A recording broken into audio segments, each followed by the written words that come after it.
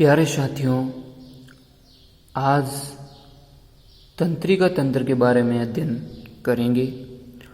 तो आप जैसा चित्र देख रहे हैं तंत्रिका तंत्र में,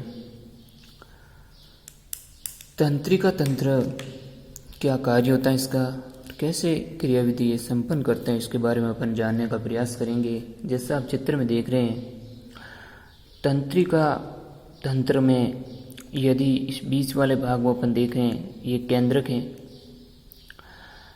और ये जो बीच वाला खाली भाग आप दिखाई दे रहा है, ये कोशिका काय है, दरो भरा रहता है, इसमें कोशिका काय कहते हैं।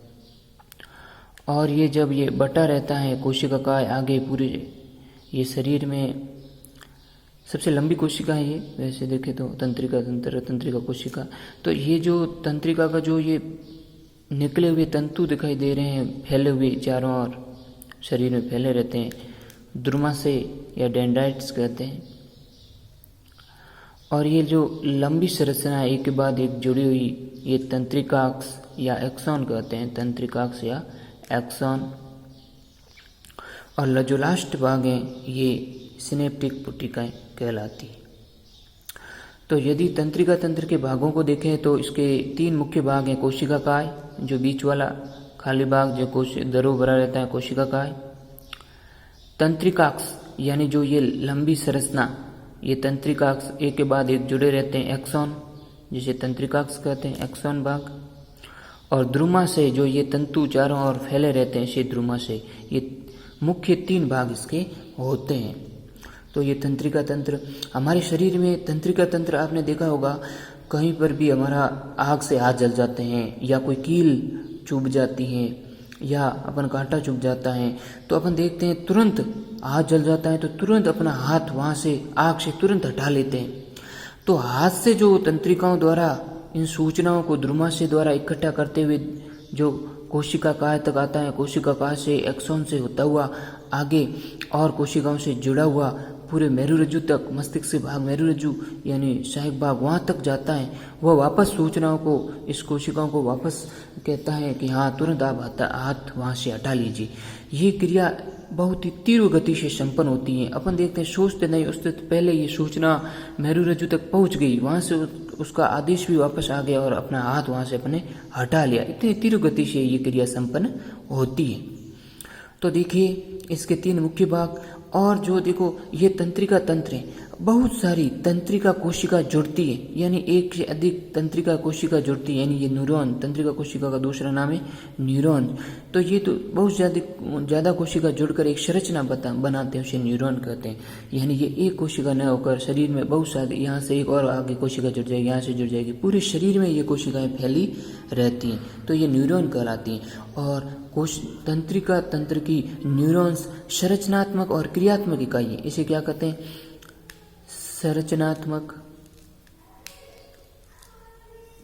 व क्रियात्मक इकाई है। तो तंत्रिका जो कोशिका है यानी न्यूरॉन्स है, न्यूरॉन्स ही संरचनात्मक और क्रियात्मक इकाई होती है तंत्रिका तंत्र की। ये बहुत सारी तंत्रिका कोशिका जोड़कर जो न्यूरॉन संरचना बनाती है, इसके मुख्य भाग को आपने देखा। अब देखिए, अब इसको एक एक भाग को अपन देखें तो जो पहला है जो कोशिका काय, पहला भाग है कोशिका काय। कौन सा भाग है? कोशिका काय। इसमें क्या होता है और इसमें क्या क्या संरचना होती है? देखिए कोशिका काय में पहले भाग में कोशिका काय, देखिए ये तंत्रिका पूरे शरीर में फैली रहती है। और इसमें एक एक भाग को अपन देखें तो कोशिका में कोशिका द्रव भरा रहता है। इसमें क्या रहता है? कोशिका द्रव, केंद्रक और कोशिकांग और निश्नल कण।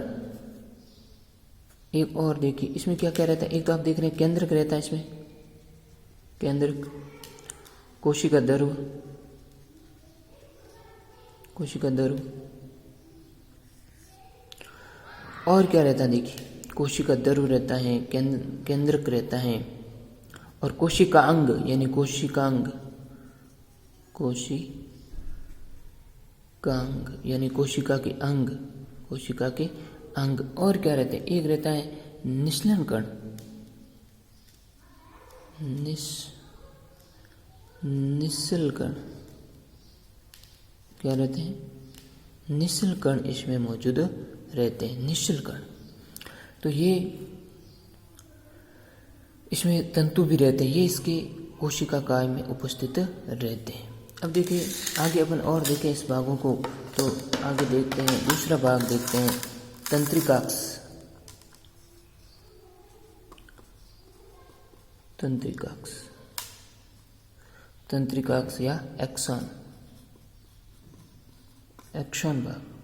इसमें देखिए इसमें क्या रहता है, ये एक बेलनाकार लंबी संरचना होती है। आप देख रहे हैं जैसे ये संरचना आपने देखा था, ये आगे जुड़ी रहती है, एक के बाद एक आगे ये जुड़ी रहती है, एक के बाद आगे ये जुड़ी रहती है। ये तंत्रिकाक्ष में भाग थे, लंबी संरचना है। इसमें कोशिका द्रव भी पाया जाता है। कोशिकाक्ष पर एक क्या रहती है, वसा की मोटी परत रहती है। इस पर क्या रहती है, वसा की मोटी परत, वसा की मोटी परत, वसा की मोटी परत इस पर रहती है। और क्या रहता है, जो परत रहती है इसे माइलिन आच्छाद कहते हैं। जो ये परत होती है उसे क्या कहते हैं, माइलिन आच्छाद, माइलिन आच्छाद कहते हैं, माइलिन आच्छाद कहते हैं। और ये जो इसके अंतिम सिरे पर अनेक शाखाएं निकली रहती है, बटन संरचनाएं शाखा में निकली रहती है। तीसरा भाग अपन देखें द्रुमाशय, द्रुमाशय जिसे अपन कहते हैं डेंड्राइट, डेंड्राइट, डेंड्राइट भाग। इसमें देखिए क्या होता है द्रुमाशय में, ये ना तंत्रिका कोश से कई द्रुमाशय निकले रहते हैं और पूरे कई दिशाओं में भी फैले रहते हैं। द्रुम अपन चित्र में देखा था, यानी द्रुमाशय अपने देखा था ये फैले रहते हैं, यानी ये फैले भी रहते हैं चारों दिशा में। तो ये द्रुमाशय द्वारा ही सूचनाओं को यहाँ से एकत्रित किया जाता है। द्रुमाशय द्वारा ही सूचनाओं को क्या कहते हैं, किया जाता है, उपार्जित किया जाता है, इकट्ठा किया जाता है। ये जो द्रुमाशय है, द्रुमाशय इन सूचनाओं को क्या लाता है, क्या कोशिका काय तक लाता है, बीच वाला भाग कोशिका काय तक ही लाता है। तो सूचना को इकट्ठा करता है,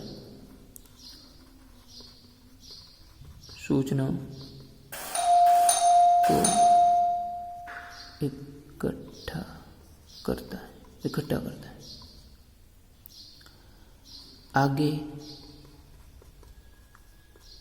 कोशिका काय में भेजता है, कोशिका काय में इसे आगे भेज देता है।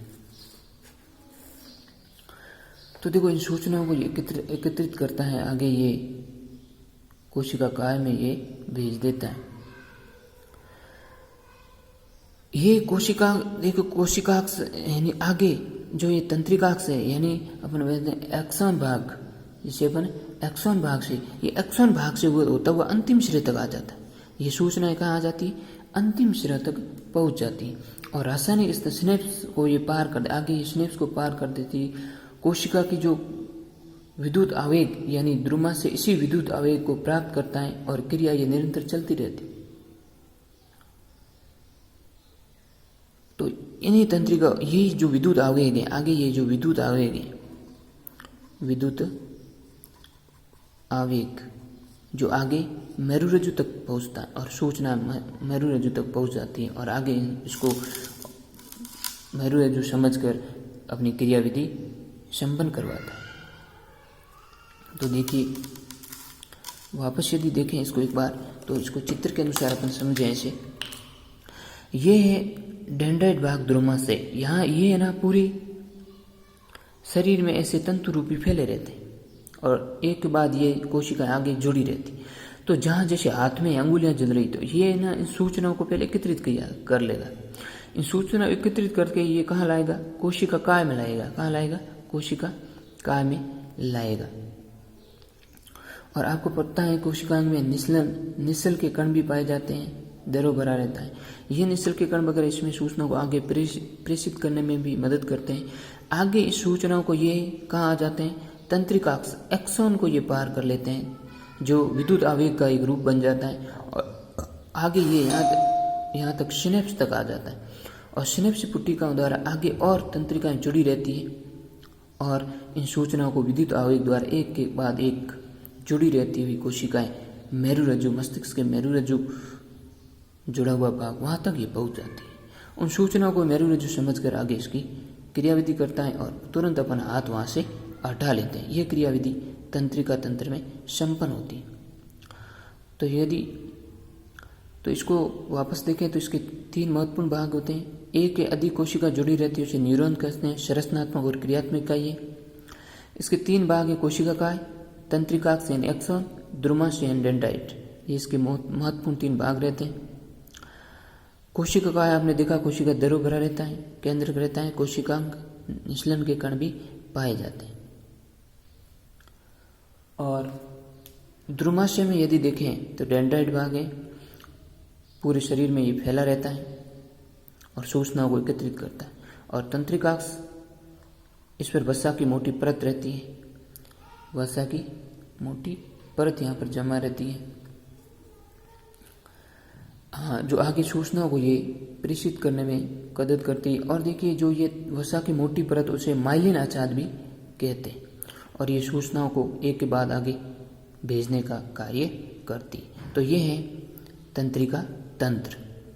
और इसके अगले जो टॉपिक हैं उसको अपने पहले पढ़ लिए, मानव तंत्रिका तंत्र। मानव तंत्रिका तंत्र के 3 भाग होते हैं, केंद्रीय, परिधीय और स्वायत्त तंत्रिका तंत्र, जिसको अपने पहले इसकी चर्चा कर ली थी। तो ये जो तंत्रिका तंत्र हैं, जो जीव जंतुओं में, मानव में भी पाए जाते हैं, ये गर्म वस्तु को छूना, कील पैर में लगना, किसी वस्तु को छूना जैसी क्रियाओं पर अपनी प्रतिक्रिया तंत्रिका तंत्र द्वारा प्रदर्शित करता है। तो ये इसके महत्वपूर्ण भाग हैं। ये है हमारा तंत्रिका तंत्र। Thank you very much. आज के लिए अपना इतना ही। तो तंत्रिका तंत्र टॉपिक ये यहाँ पर अपना पूर्ण होता है। Thank you.